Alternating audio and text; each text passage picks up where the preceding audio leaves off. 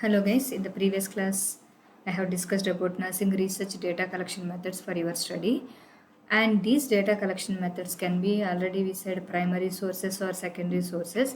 So when we speak about primary sources, we said that somebody is alive, somebody is available, some institution is available, some program is available to collect the data. So in that case, directly from the person we are collecting the data, in between there is no manipulations or there is no other hand.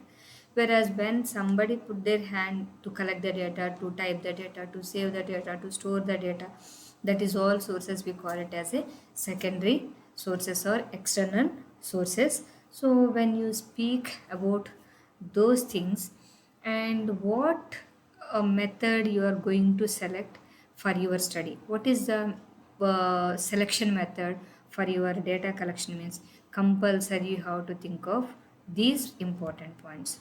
What methods or you are selecting for your study means it is completely depend upon nature of phenomena under the study. What kind of study? Is it a retrospective study or prospective study?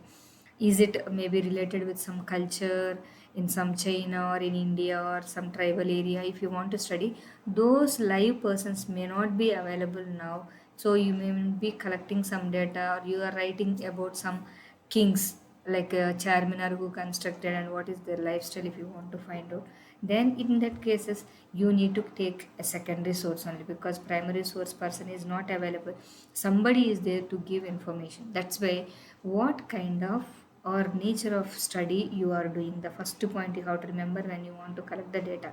Next one is type of research subjects. Is the subjects are available, is it a living things or non-living things you have to study. Then type of research study, is it experimental study or is it a descriptive study, and purpose of the study, and what purpose you are collecting the data, to give some details or to prove something. So purpose of the study and size of the study samples also is very very important. Suppose you are taking a 10,000 population data collection method, you are selecting like some questionnaire or interview, it is very difficult. That's why what method you are using for data collection. Then distribution of target population, then the time frame of the study also is very important in selecting the method of data collection, because some studies may give only 6 months time or 3 months time. In that case you have to select which type of data is easy to collect the data and to summarize the data. Then literacy level of the study and what kind of study it is there and what kind of data or what kind of review of literature you have in that study, and availability of resources and manpower, it is very very important for collecting any data. So resources and manpower and researcher knowledge level and competency, these are the important points you have to keep in mind when you are selecting a data collection method, either primary source or secondary source. So what are the methods of or tools of data collection? And there are various steps are there in collecting the data. And so when it comes to that, what techniques or tools we are using to collect the data means are gathering the data by using of some specified tools means here is the methods. Yes, it is repeatedly asked question for 15 marks. What are the methods or techniques we are using for data collection method? And this is very very very important thing I am telling you. First important method is interview method. So tools for data collection is you have to make a interview schedule and you have to make some opinionaire or some questions what you need to ask during the interview time. That's the first method or a technique we are using for data collection. This is a common type of method of data collection we are using in day-to-day life. And second type is questioning.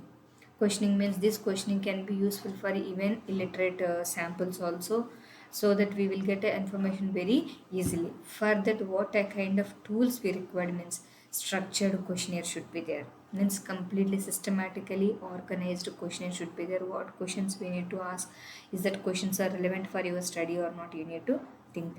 And opinionaire, it is always comes as a attitude type of scales or maybe opinion based scales. So opinionaire attitude scales and composite scales like Likert scales where they cannot able to say yes or no, but they can say the category of agree, strongly agree, disagree, or like that, or some of the scales, visual analog scales.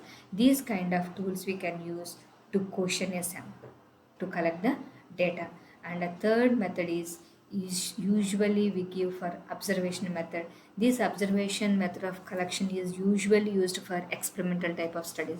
You will give paracetamol injection and you will see what kind of changes are there, or you will give some vaccine, what kind of changes are there, or you will give certain information and you will see what kind of effect is there on them. That is all called observation.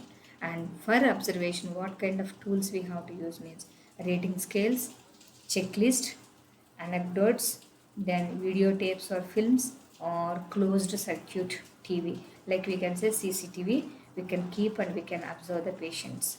And next one is biophysiological methods, means everybody knows some lab investigations also we can use as a method for collecting the data. Suppose if newly invented one tablet is want to test it, then definitely that has to be tested and that has data has to be collected by biophysiological methods only.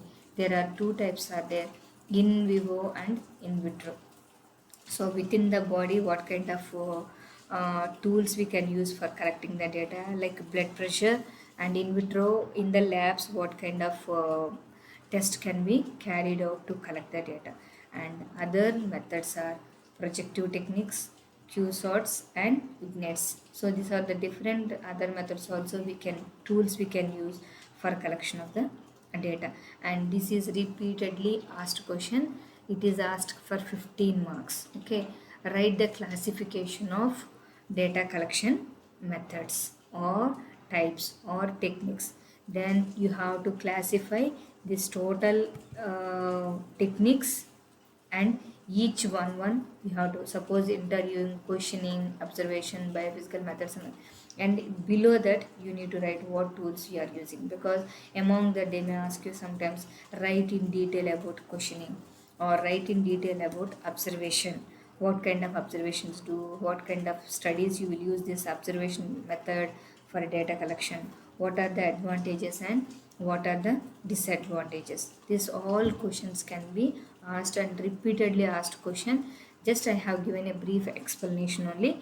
You need to write what method is there, what tools you are using, what are the advantages and disadvantages. Sometimes for 5 marks they will ask Likert scale, visual analog scales, or anecdotes, checklist, rating scales, such kind of 5 marks questions also they are asking.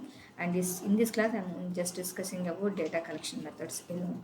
So if you really like my class, please do subscribe, and if this way if you are presenting, you will score the marks very nicely. Thank you. Thank you.